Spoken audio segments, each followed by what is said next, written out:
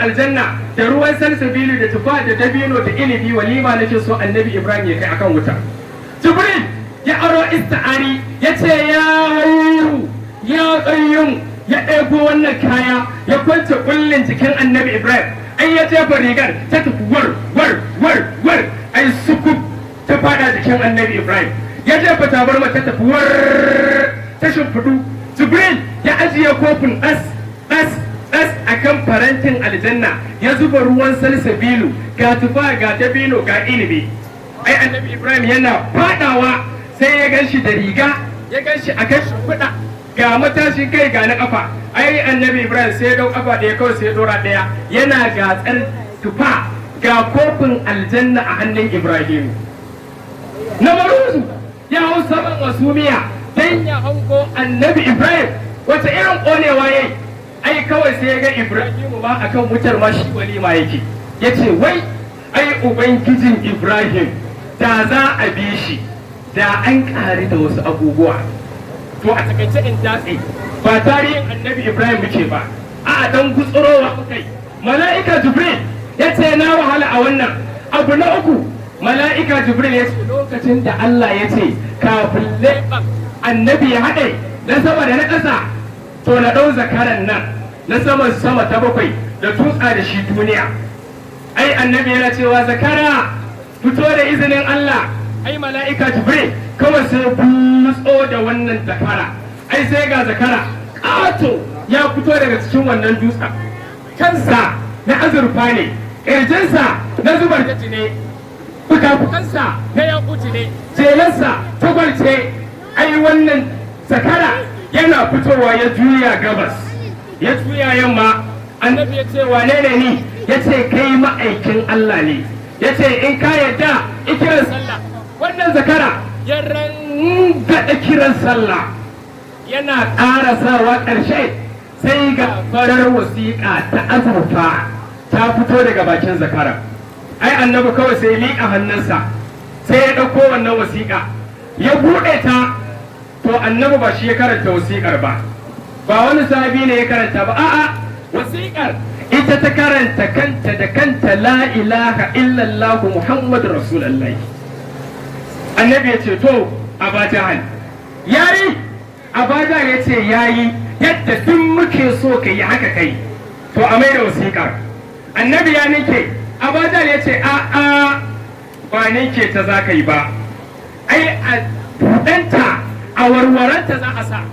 Annabi ya ce to Aba Jahal. Annabi ya warware wasiƙar sai annabi ya ja wasiƙa sai ta zama kamar danko ko in ce tsinka. Ai sai ta dinga taluwa tana miƙewa sai da hannun annabi nan ya miƙe, annabi nan hannunsa ya miƙe. Annabi ya ce ya kai wannan zakara ka bi Allah ka bi ma'aikin Allah, buɗe bakinka. Ai leɓen zakaran na ƙasa yayi ƙasa sai ta yi tunkuri ƙasa, na sama yayi sama. Aba Jahal yayi haka yace wai to ai ba wasiƙar ba ni kaina sai na fada ciki.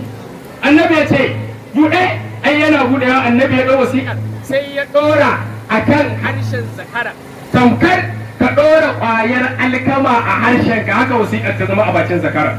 Annabi ya ce haɗe, zakara ya haɗe, ka bi Allah ka bi ma'aikin Allah. Koma ai zakaran ya koma, Jibril ya rike shi ya ja shi ƙasa. Annabi ya ce ka bi Allah ka bi ma'aikin Allah, dutse haɗe, dutsen karab ya haɗe. Annabi ya ce to koma, dutsen ya juyo ya kalli annabi. Assalatu wassalamu alayka ya nabiyullah, assalatu wassalamu alayka ya rasulallah, assalatu wassalamu alayka ya safwatullah. Ai dutsen kawai sai ya juya. Annabi yana cewa tsuke haɗe, dutsen da zai koma zuwan ta yayi da zai koma ba irin sai ba, ya taho a fite dan amsa kiran annabi, amma da zai koma dutsen in yayi gaba sai ya ce la ilaha illallah, in yayi baya sai ya ce muhammadu rasulullah. Annabi yana cewa tsuke haɗe sai da ya gama tsukewa baki ɗaya ya koma bagiransa sukub, dutse sai ya koma. Annabi ya ce to Aba Jahal duk abin da kake so a yi ma amma. Aba Jahal ya ce kayi. Annabi ya ce to ya labarin imani, sai Abaja ya ce to abu ɗaya ne ya rage. Abu na farko shine kaga nan inda dutsen yake to ƙasa ya tsaga ya zo to ya yi rami. Kada mu je ba mu sani ba tsakar dare muna tafiya mu fada kuma kaga mun cutu.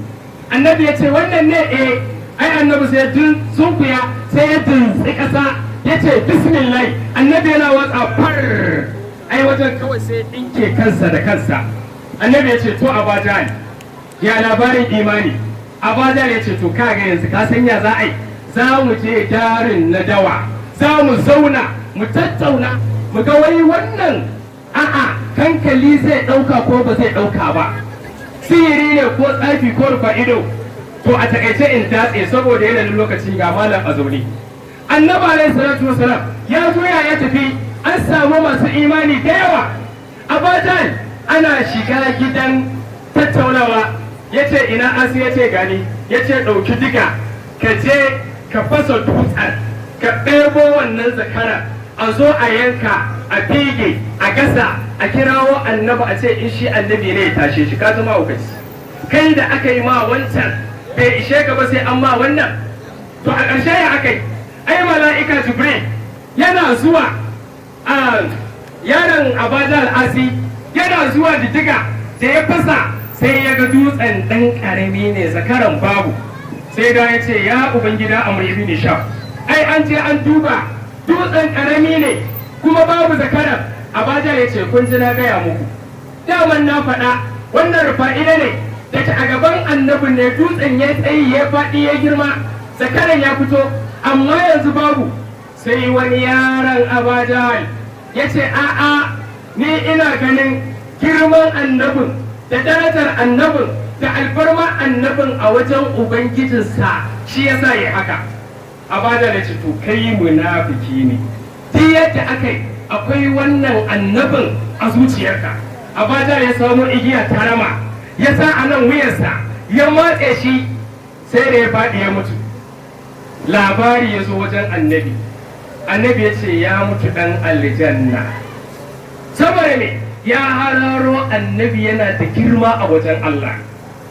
To yaya mutu kullum girmama annabi miki? Wannan ba bai taɓa sallah ba, bai taɓa azumi ba. Ka san shi manzon Allah wallahi kyautar aljanna yake kamar ka tara yara ka dinga ba su kosai ko waina. Saboda annabi ya ce ina Abubakar na baka aljanna, Umar na baka aljanna, Usman na baka aljanna, Aliyu na baka aljanna, ina Sa'ad na baka aljanna, Sa'id na baka, ina Zubair na baka, ina Abdurrahman. Annabi ya dinga raba aljanna, yana raba aljanna. Kai annabi fa da ya tumbatsa ya isa wajen raba aljanna. Sai ga kututturen dabino ya gunji a gaban annabi. Annabi ya ce ya akai, ya ce ya ma'aikin Allah ni ma aljanna nake so. Annabi ya ce kututture an baka aljanna. Dutsen Uhudu ya ji an ba wa kututture aljanna. Ai dutsen Uhudu ya gunji. Annabi ya ce kai dutse ka nutsu, ba kowa ne a kanka ba daga annabin Allah sai Siddiqu sai shahidai guda biyu. Annabi ya ce kai Jabal al-Ud yubbuna wa nuhibbuhu, Jabal al-Ud min jibalil janna. Dutsen Uhudu annabi ya ce shi ma na bashi aljanna. Sakanya ta ji an bawa kututture an bawa dutse ta fallo daga daji a guje tana zuwa ta tirjiya a gaban annabi. Annabi ya ce aka ta ce aljanna, annabi ya ce an baki. Barewa annabi ya bata kai annabi fa da ya cika ya tumbatsa annabi sai ya yanko filoti guda daga aljanna sai ya kawo duniya. Annabi ya ce tsakanin mumbari na da masallaci na aljanna ne, riyadun min riyadu janna. Wannan dausayi ne daga dausayin aljanna, ko yau ka shiga rawdan annabi ka shiga aljanna. Kai annabi fa da ya raba aljanna ya ga to ai haka ba za ta yi ba. Annabi sai ya ce ya bani aljanna. Malam Ahmad ya ce ya baka, ya ce ya ba wannan ya ba nan da annabi ya ce ya ba mu aljanna. Na san wani zai ce a'a to yaya mu da mai zamani da annabi ba a zahiri ga mu gashi ya zai ya ba mu aljanna. Aka raba ka san me annabi ya ce?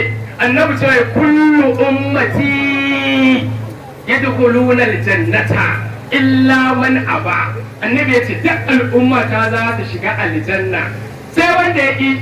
Sabai suka ce ya ma'aikin Allah wa man ya aba wane ne zai ki? Annabi ya ce man ada'ani da aljanna, wanda duk ya bi ni zai shiga aljanna.